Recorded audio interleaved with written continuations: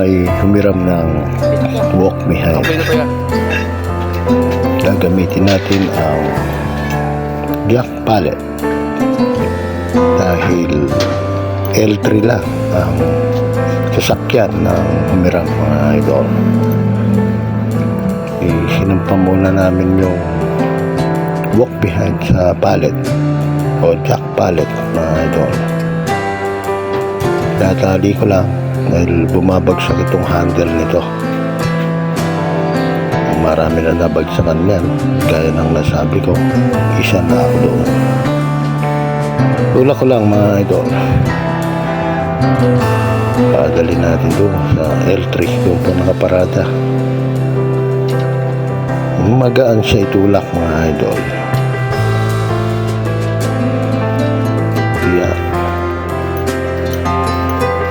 Yan po yung driver na L3 na hihiram ng pison o walk behind. Lalapit lang clearance kalso.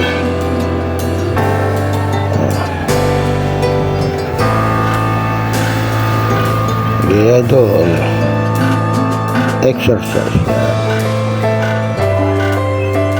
Pero alalay lang, iingatan mo rin ang iyong balakang at kasukasuan.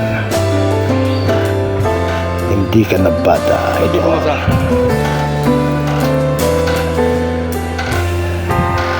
Kain ulit, ulitin.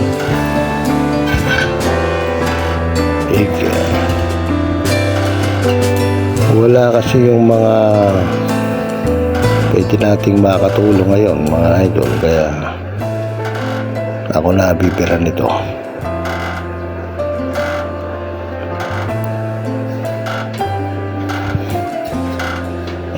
Sige, idol. Sige, tiyaga lang. Yan, sakto yan. Okay. Kailangan kasi lumampas yung dulo ng pallet doon sa tapakan. Tsaka mo ngayon ilalapit ng husto, mga idol. Yan. Sige. Ayun, lumpas na sa tapakan. Okay. Tulak. Ilalapit natin ng konti doon. Malapit na sa flooring. Yan. Sige. Okay? Almost. Okay. Suwakto. Atas mo konti, pare. Sige, kailangan medyo lampas ng konti. Yan.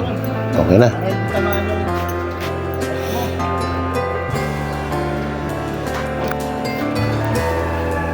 Okay.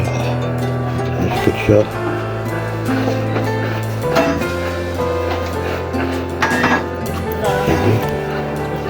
Okay. Pwede na yan. Tayo pa yan. Ito yung angular. Pang stopper doon sa malapit sa mga karga-karga niya. Para hindi suruin itong walk behind. Pag pinasok na natin o itinulak, papasok.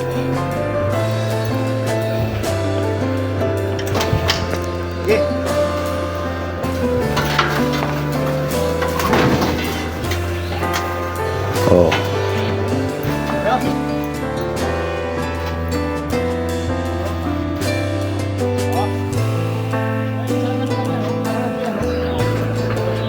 Okay, ibaba mo na ito. Ayan, yung handle, tataas lang na ganon para maisara mo yung pinto. Ibababa ko na itong jack pallet. Pabigatan mo, idol, para mas mabilis bumaba. Thank you, mga idol.